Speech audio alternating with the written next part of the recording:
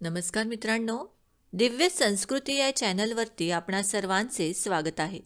मित्रांनो, आज आपण श्रवण करणार आहोत माघ मास महात्म्य अध्याय 11.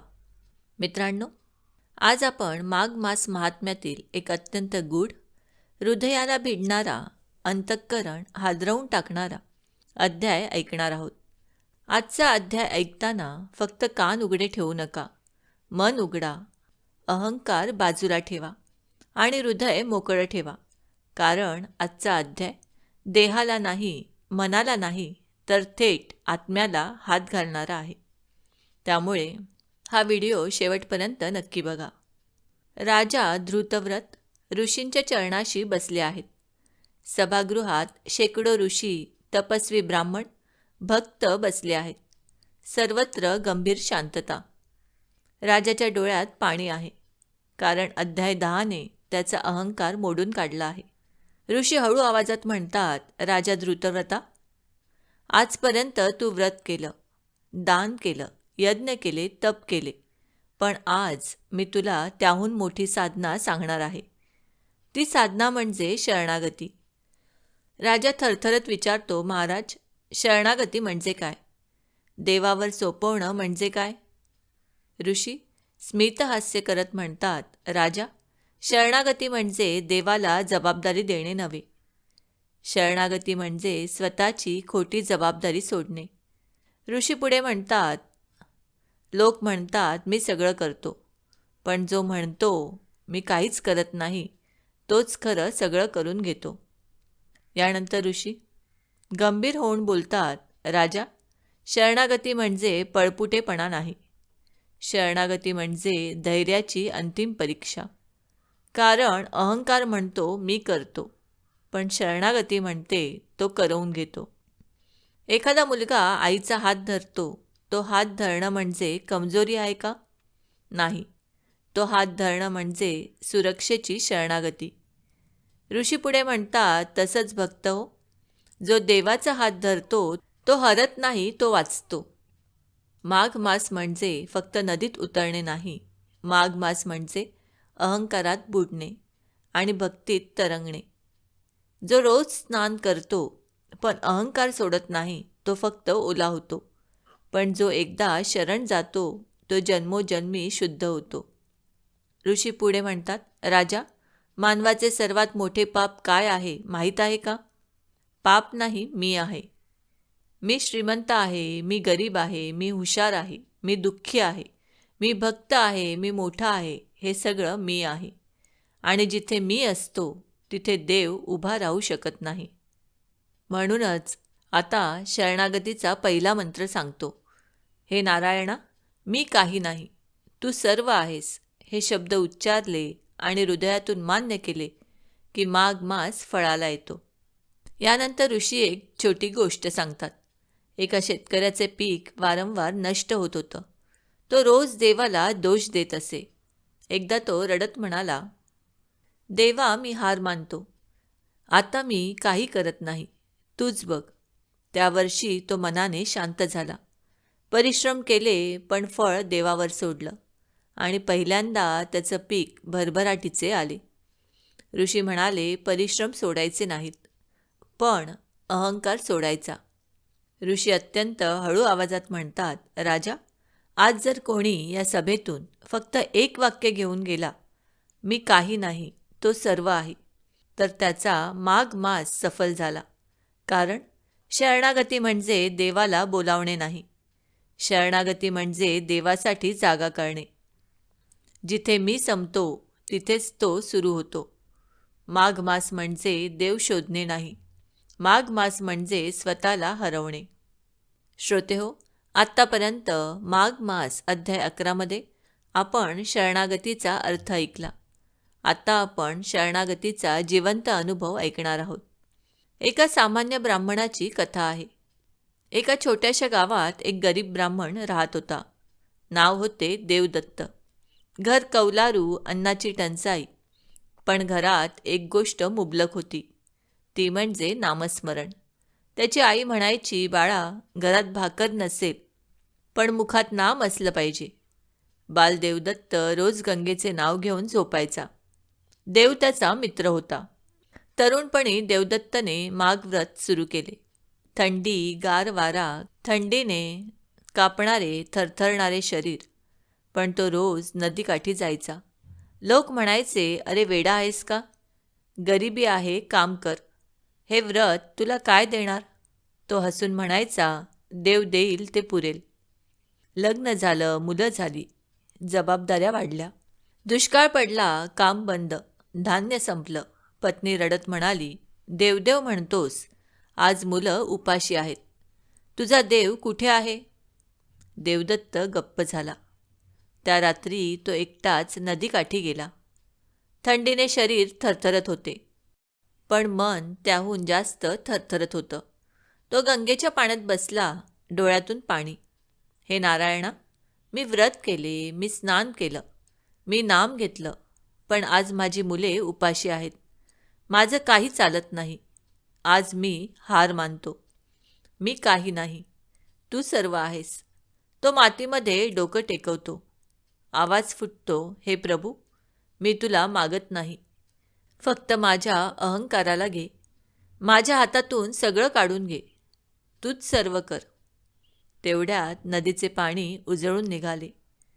तेज पसरलं, सुगंध दरवळला आणि दिव्य स्वर ऐकायला आले. देवदत्ता. तो थरथरत डोळे उघडतो. स्वतः श्री विष्णू समोर उभे. देवदत्त कोसळतो. प्रभू, मी काही मागायला आलो नाही. मी फक्त स्वतःला हरवायला आलो आहे. विष्णू म्हणतात, जो स्वतःला हरवतो त्याला मी मिळतो. क्षणातच त्याच्या घरात धान्य, अन्न, वस्त्र, सुवर्ण प्रकट होते. गावात बातमी पसरते. लोक म्हणतात, देवदत्तचा देव खरा आहे. पण देवदत्त म्हणतो, देव खरा नव्हता, माझी शरणागती खरी झाली. देवदत्त गावकऱ्यांना सांगतो, मी देवाला बदलले नाही, मी स्वतःला बदलले. जेव्हा मी गेलो तेव्हा तो आला. ऋषी राजा धृतव्रताला म्हणतात, राजा, ही कथा चमत्काराची नाही. ही कथा अहंकाराच्या मृत्यूची आहे. जो मरतो तोच जगतो. देव दारात उभा नसतो. तो अहंकाराच्या भिंतीमागे अडकलेला असतो. भिंत पाडा, देव आपोआप येईल. श्रोते हो, आत्तापर्यंत श्रवण केलेला माघ मास अध्याय जर तुम्हाला आवडला असेल तर व्हिडिओला एक लाईक अवश्य करा आणि कमेंटमध्ये श्री स्वामी समर्थ नक्की लिहा. श्रोते हो, देवदत्ताची कथा ऐकून राजा धृतव्रत गप्प बसले. डोळे मिटले, डोळ्यातून अश्रू. महाराज, मी सिंहासनावर बसलो होतो, पण मनाने मी भिकारी होतो. तो पुढे म्हणतो, आज कळलं, माझं राज्य मोठं होतं, पण माझं हृदय बंद होतं. राजा सिंहासनावरून खाली उतरतो, ऋषींच्या पायांवर मस्तक ठेवतो आणि राजा उभा राहून घोषणा करतो, आजपासून माझे राज्य माझे नाही, हे राज्य नारायणाचे आहे. राजा आदेश देतो, माघ मासात सर्व नदीकाठी स्वच्छता, गरिबांसाठी अन्नछत्र, साधू संतांसाठी निवास, रोज हरिनाम संकीर्तन, ज्यामध्ये अहंकार नष्ट करणारी प्रवचने असतील. राजाच्या सांगण्याप्रमाणे माघ मासात सर्व सेवा लोकांसाठी उपलब्ध करून दिल्या. यानंतर प्रजेला काही अनुभव आले. गावोगावी लोक नदीकाठी जाऊ लागले. आई आपल्या मुलाला म्हणते, बाळा, फक्त आंघोळ नाही करायची, मन धुवायचे आहे.